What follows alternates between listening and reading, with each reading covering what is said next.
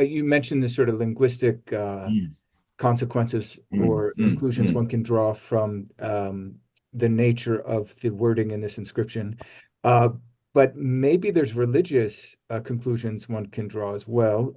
You yes. mentioned that the absence of the basmala potentially could mean that this was an inscription from our Hanzala, Yeah. uh, Ibn Abd Amr, Yeah. before Yeah. he converted to Mm, Islam.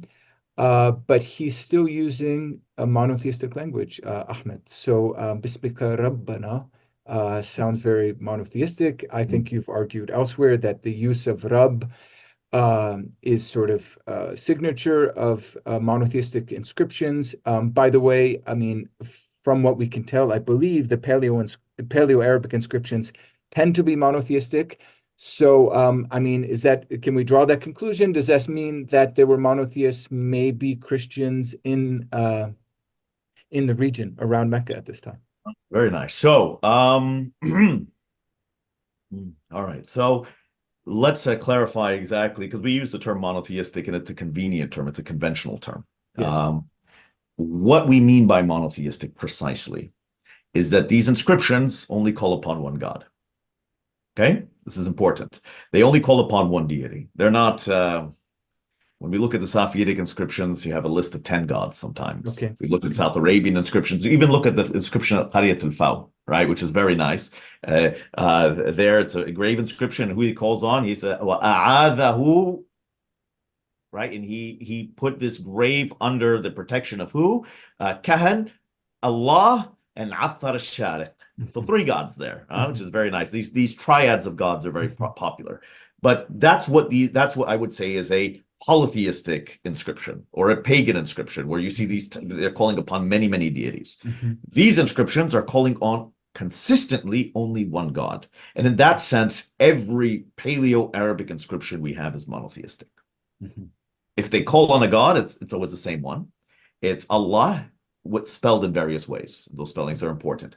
What is missing from the Paleo-Arabic inscriptions, both in terms of invocations and also from personal names, is Rahman, Ar-Rahman, or what have you. This name just does not exist in Paleo-Arabic. Okay. Right? Very, very interesting, right? Because it allows you to contextualize in a way the Meccans, sort of rejection of Ar-Rahman as a divine name.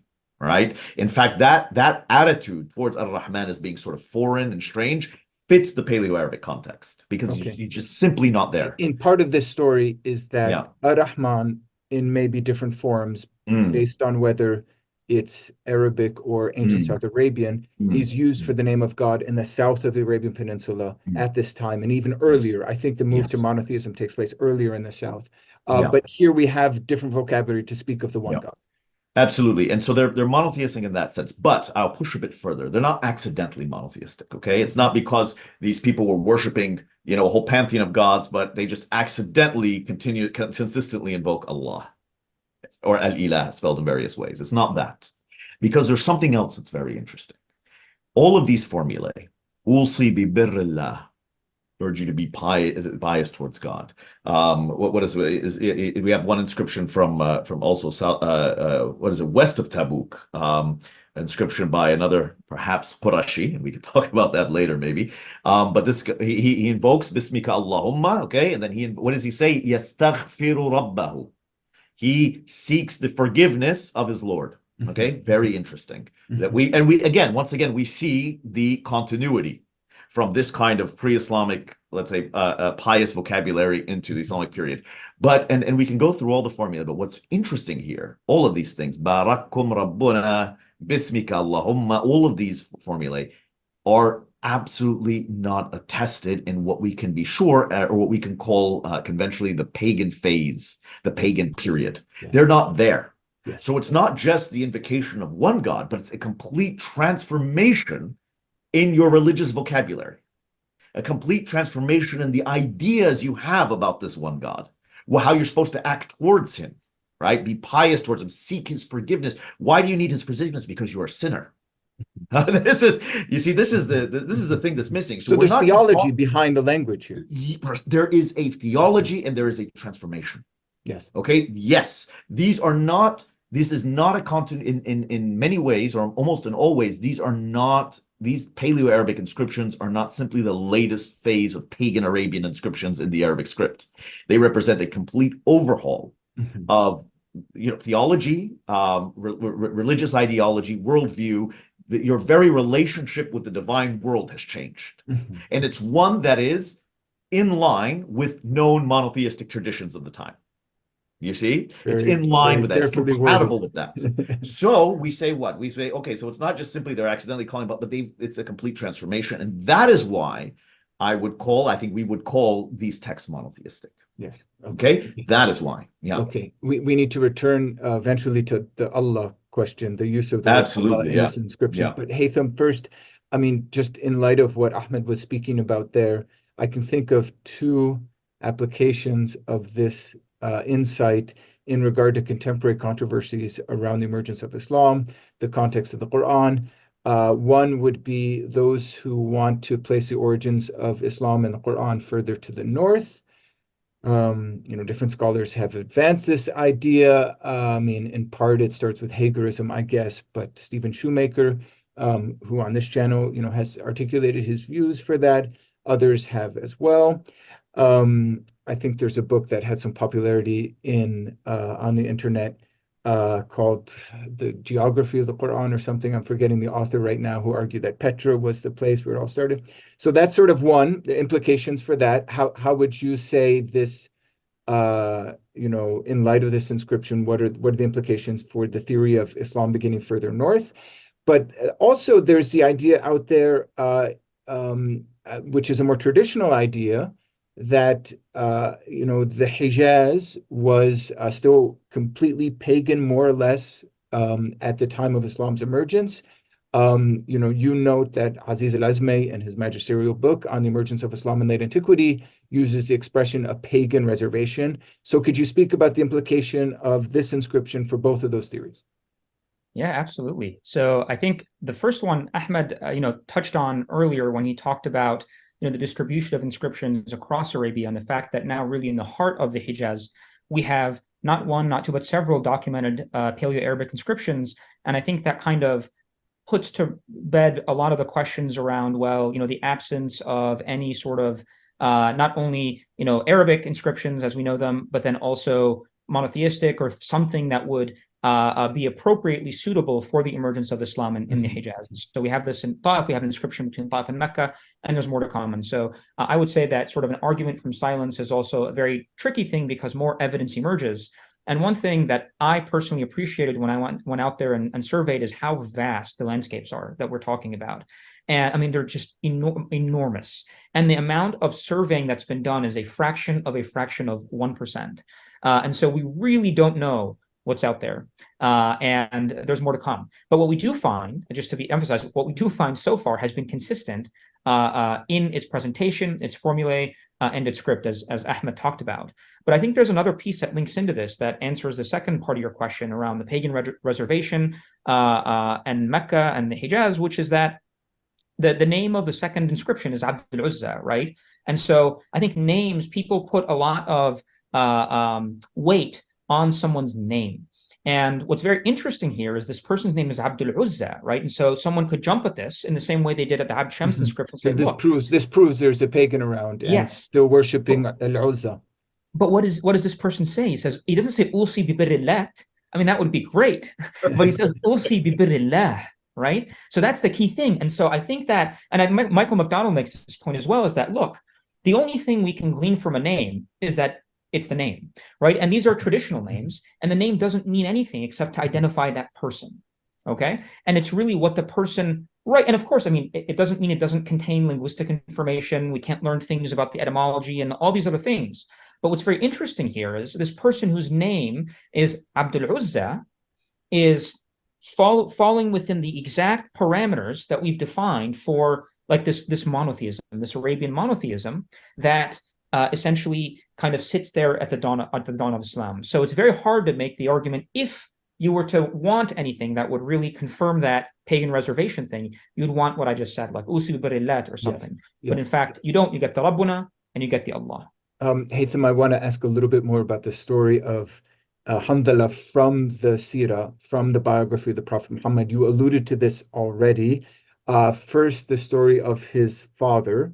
So, Abd Amr, or you refer to this as a kunya, but sort of maybe a laqab. I don't know. Maybe it is a kunya.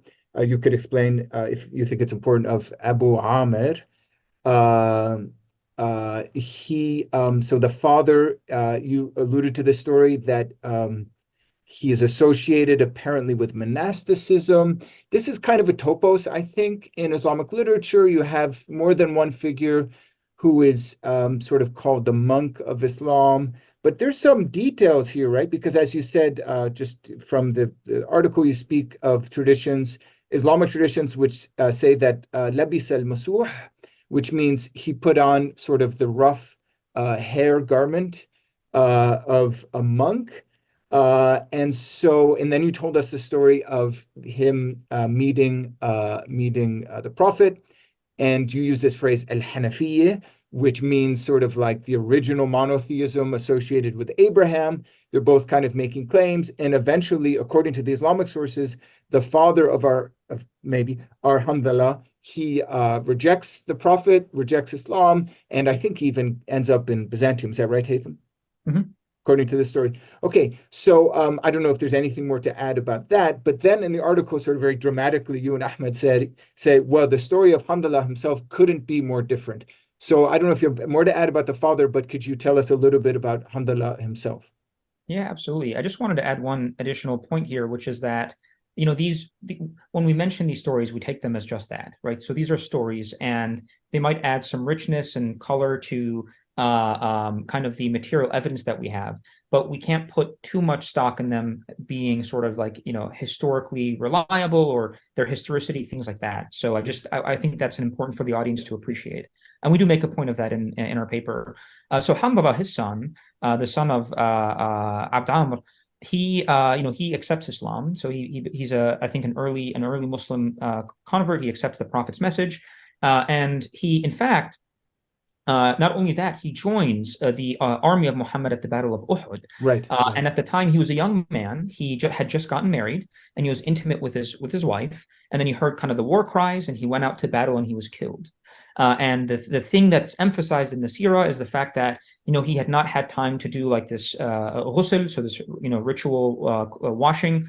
And as a result, the Prophet spoke of him being washed by the angels. So he's ghasil al-malaika. Ghasil al-malaika, the one washed by the angels, the ritual washing done by the angels, because he wasn't able to do it himself before his martyrdom. Exactly. Yes. Yeah. And so incredible story. I mean, the story of the father and the son is just remarkable.